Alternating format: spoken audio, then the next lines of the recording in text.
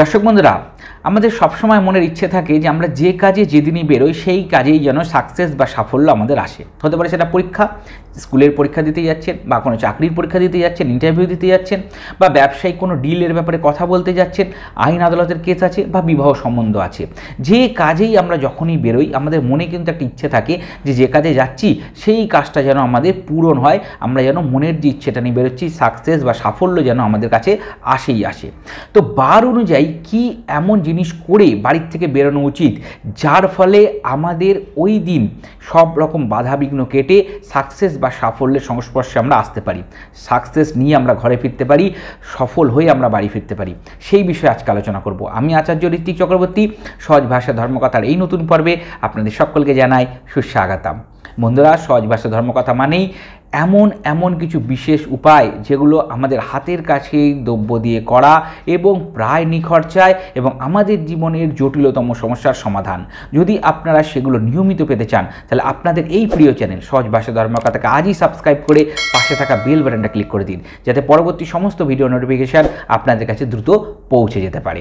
বন্ধুরা, প্রথমে এখানে একটা কথা বলার আছে যে বার অনুযায়ী আমরা কেন করব এরকম দ্রব্যগুলো, তার কারণ একটু আপনাদের বুঝতে হবে।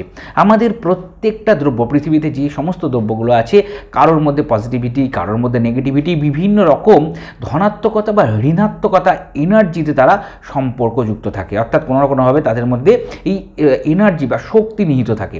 এবং বার অনুযায়ী বলা হয়, বার তিথি নক্ষত্র অনুযায়ী কিছু কিছু দ্রব্যে তার দ্রব্যগুণ প্রচণ্ড পজিটিভিটি আকার ধারণ করে। তো সেই সমস্ত পজিটিভিটিগুলোকে আমরা কাজে লাগাতে পারি বার হিসাবে, বিশেষ করে যখন আমরা বাড়ির থেকে বেরোচ্ছি কোনো নির্দিষ্ট উদ্দেশ্য নিয়ে। সেই সময় যদি এই বিষয়টা করে ফেলতে পারি তবে কিন্তু সেই দিনে হতে চলা যদি কোনো রকম বাধা বিঘ্ন আসে সেগুলো কাটবে এবং এর ফলে আমাদের সাকসেস রেট বৃদ্ধি পাবেই পাবে।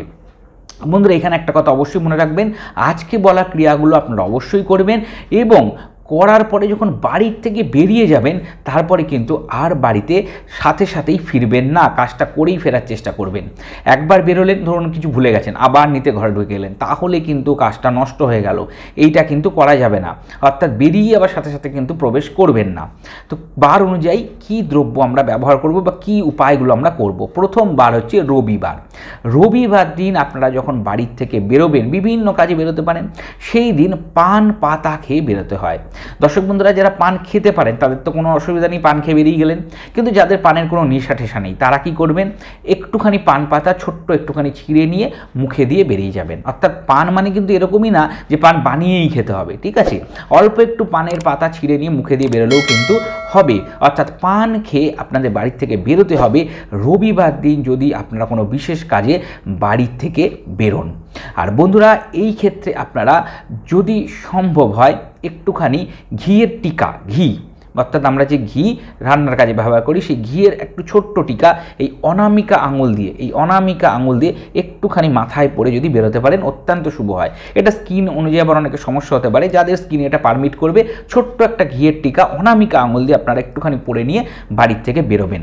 এই বিশেষ দুটো কাজ আপনারা করতেই পারেন, বা যদি সম্ভব না হয় ঘিয়েরটা পানেরটা করলেও হবে। অর্থাৎ এরকম না যে দুটো একসাথে করতে হবে, এটা অল্টারনেশন, যারা করতে পারবেন করবেন, যাদের সম্ভব না তারা পানটা খেয়ে একটু মানে টুকরো খেয়ে বাড়ির থেকে বেরিয়ে গেলেন, বা পান যারা খান তারা একটা পান বানিয়ে খেয়ে বেরিয়ে গেলেন, ব্যস্ত হয়ে গেল।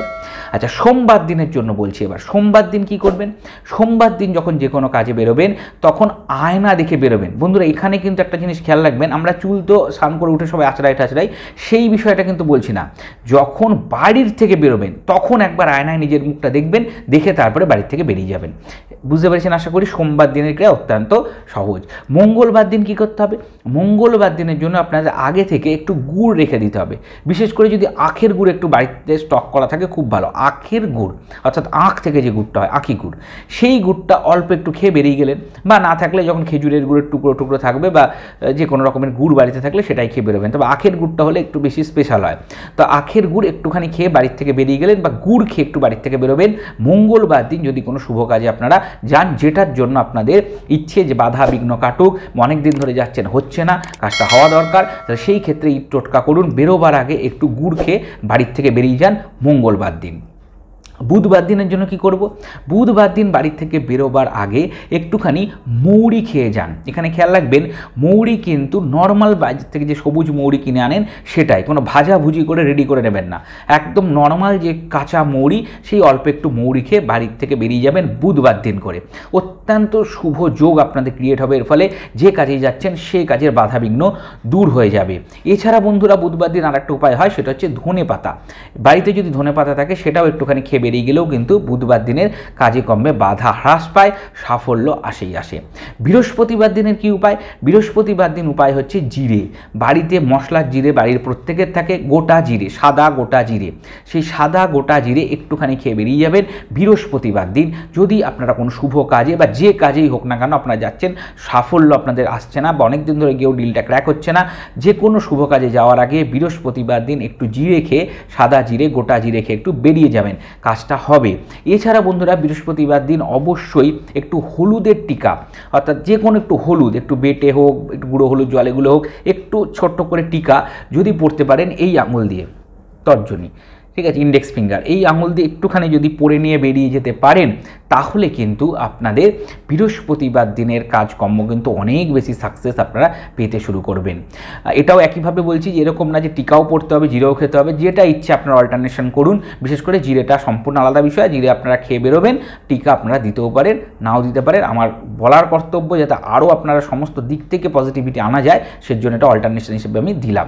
শুক্রবার দিন কী করব? শুক্রবার দিন দই খেয়ে বাড়ির থেকে বেরোতে হয়, টক দই, সাদা দই, টক দই, সাদা দই, বুঝতে পারবেন নিশ্চয়ই, মিষ্টি দইয়ের কথা কিন্তু বলছি না, যেটা বিনা কালারের কোনো সাদা রঙের হবে এবং টক দই হবে, সেটা অল্প একটু খেয়ে যদি আপনারা শুক্রবার দিন বেরোন, আপনাদের সাফল্য, সাকসেস রেট অনেক বেশি হবে এবং প্রত্যেকটা কাজেই আপনারা সাফল্য পাবেন।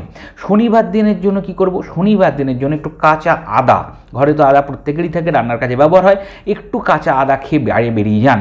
শনিবার দিন একটু কাঁচা আদা খেয়ে বাইরে বেরিয়ে যান, ঠিক বাইরে বেরোবার আগে একটু কাঁচা আদা কেটে নিয়ে একটু মুখে দিন এবং বেরিয়ে চলে যান সেই কাজে। দেখবেন শনিবার দিনের যাওয়া কাজটা আপনার সাকসেস হচ্ছে, আপনারা সেই কাজে কিন্তু সাফল্য নিয়েই ঘরে ফিরছেন।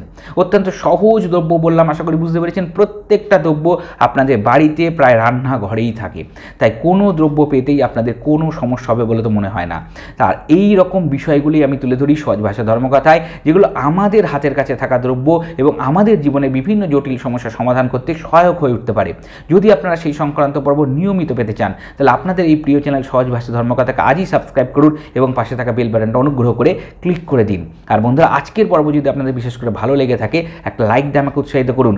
সহজ ভাষা ধর্মকথা আপনাদের এই রকম পর্বগুলো বারবার তুলে দিতে উৎসাহ বোধ করবে। আর আমাদের একটা ফেসবুক পেজ আছে সহজ ভাষা ধর্মকথা, তখন একটা লাইক দিয়ে রাখুন। হিন্দু ধর্মশাস্ত্রের বিভিন্ন বিষয়, মন্ত্রতন্ত্র নিয়মিত আলোচনা হয়ে থাকে। আর বন্ধুরা, আজকের পর্ব অবশ্যই বন্ধুদের সাথে শেয়ার করুন, সকলকে জানতে সাহায্য করুন। সকলে ভালো থাকবেন, সুস্থ থাকবেন, দেখা হবে পরবর্তী পর্বে। নমস্কার।